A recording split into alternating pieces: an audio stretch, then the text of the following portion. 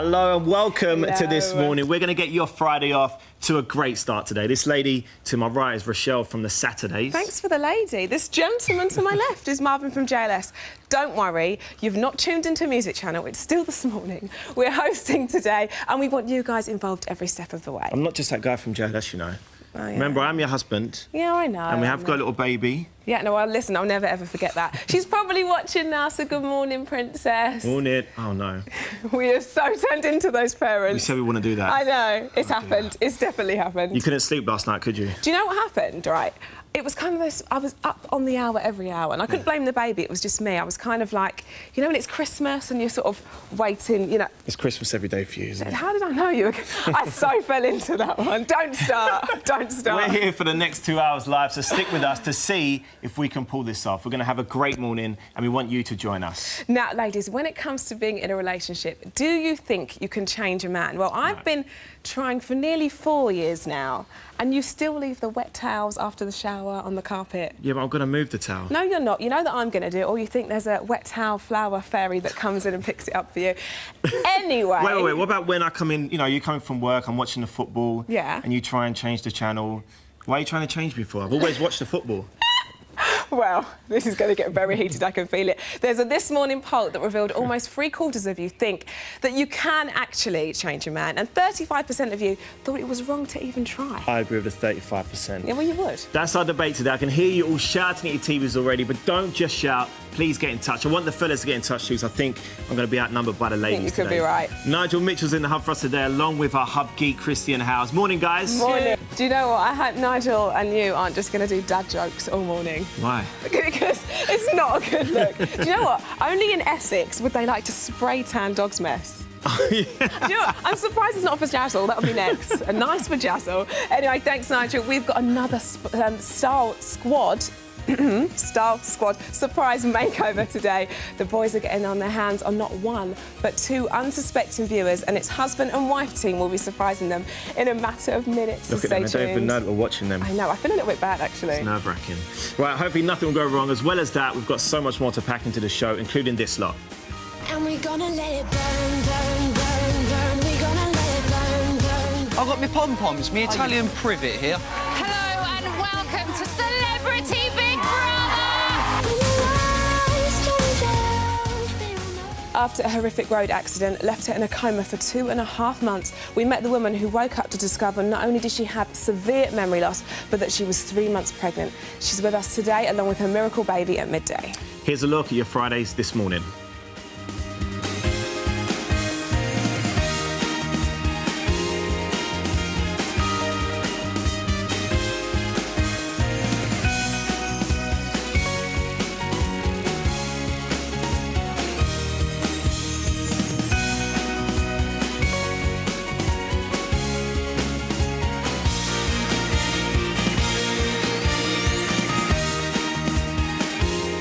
Now, Rosh, I've really been looking forward to this. Me too. I'm a bit nervous, though, at the same time. It'll be OK. Yes.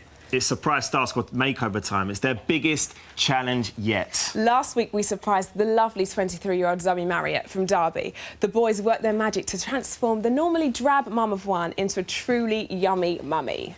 Today it's the turn of husband and wife team, Trevor and Inga Mincher. If you know them, whatever you do, please don't spoil the surprise. Don't text, don't call them. Don't do it, don't do it. Now, they've been nominated by their daughter, who may be in massive trouble in a second. Carly, she's pretending that she won a trip to London, but really she sent us an SOS to help her mum and dad get out of their style rut. Apparently, she says they always wear old jeans and jumpers and even have matching green ones. Let's never, ever do that. No, never. Promise. You do like to match me, though, sometimes. No. Yes, you do. OK, so it's nearly time. Star Squad, are you ready to pounce? OK.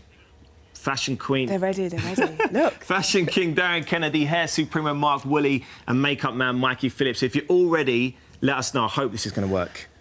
Let's hope we pull it off. Are all you right, ready? Let's do this. Hello, Inga and Trevor.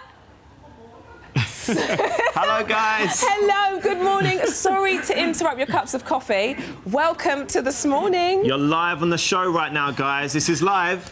And your daughter, Carly, has nominated you both for a makeover. Turn around, guys, and meet the Star Squad. They're right behind you.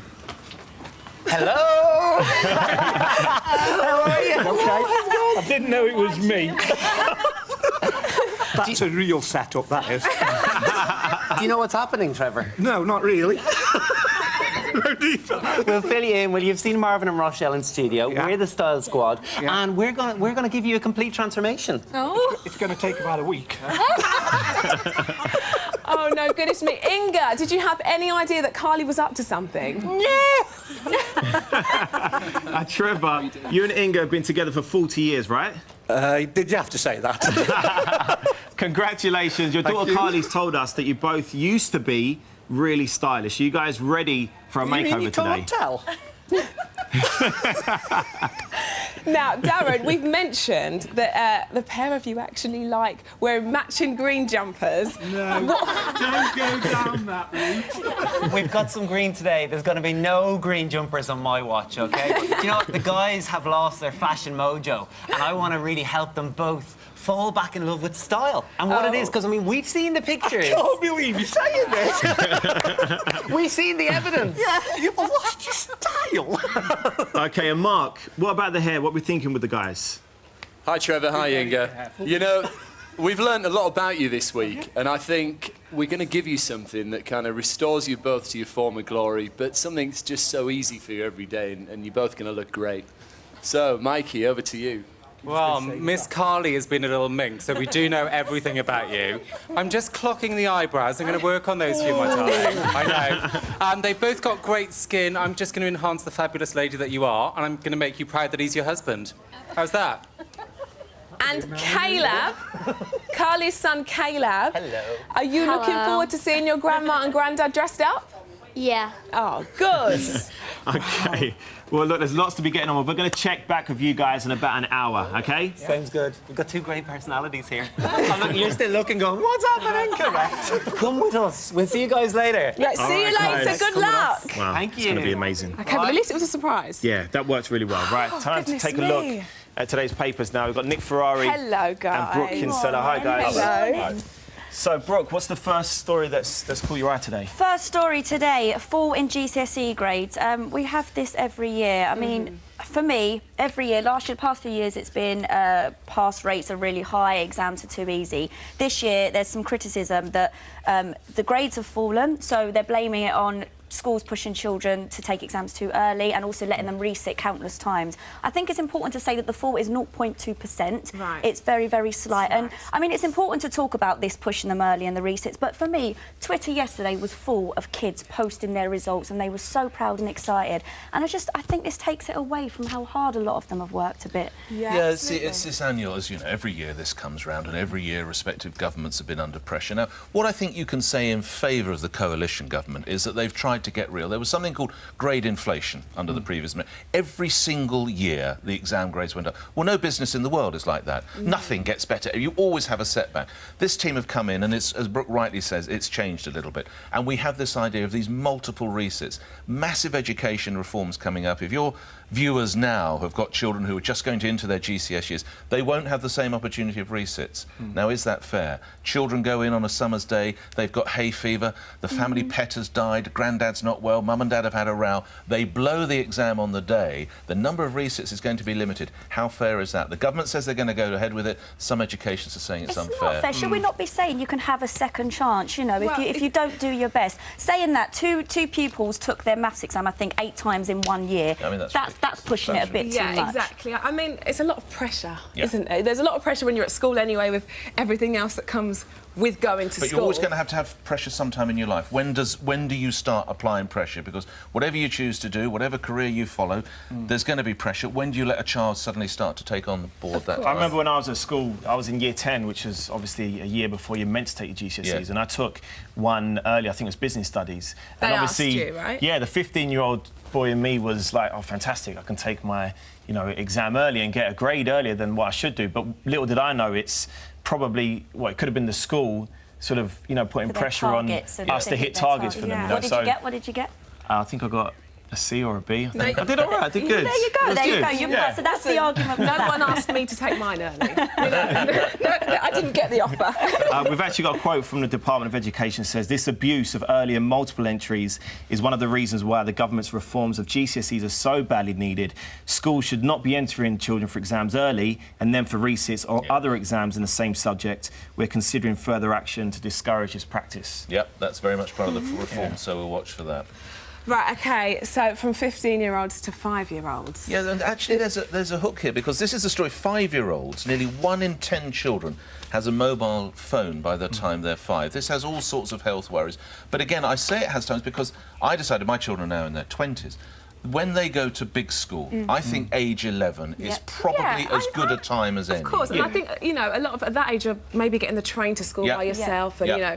But, you know, when I went to school, I wasn't actually allowed to, and I used to take my mum's big brick to school and call the house phone and, you know, tell her when I need picking up. But I just think... You know, hopefully, I'd like to think 5-year-olds aren't on their own anyway and need to make a call to check back into for where they are. I think, for me, it's a bit too young. I mean, 11, yeah, it's a sensible age. Parents are worried. I mean, your parents, would you let when your baby gets to 5? I think that's a bit ridiculous. But however, we do have to be conscious. It does open up a lot. You can get mugged for your phone. You can get bullied because you don't have the best phone. It opens up that internet access as well. Because what's shocking is 42% of parents don't monitor the phone bills. So I think if you're going to give your child a phone, you do really have to kind of be careful. And actually, a lot of children's phone bills were more expensive than your parents. My mum definitely monitors my phone bill. I know that. Sure. When I went to school, mobile phones weren't even invented. This is true. You youngsters, this is true. If you had to ring mum or dad, there'll be some viewers who remember. You had to get a 2p or a 10p, and you have to wait for beep, beep, beep, and then slam into a machine. I know you've never had it so good, you children. You don't know how lucky you are. Nick, what's the story about? It's ridiculous story about dogs mess in Essex. Can you believe the future's bright, the future's orange? Yes, in Essex.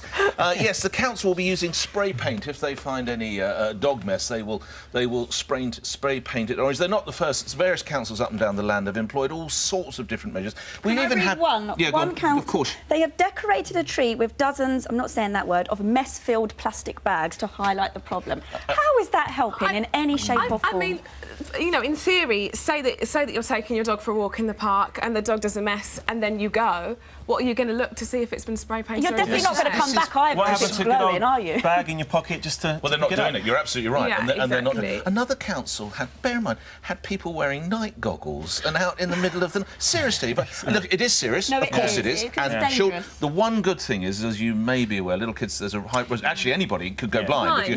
So at least if it's painted orange, but the owner will be long gone. So it's kind of, it's not going to have any impact, really, is it? I don't think so. No, doesn't do it. Very strange. Colours of the rainbow. OK, now, National Lottery.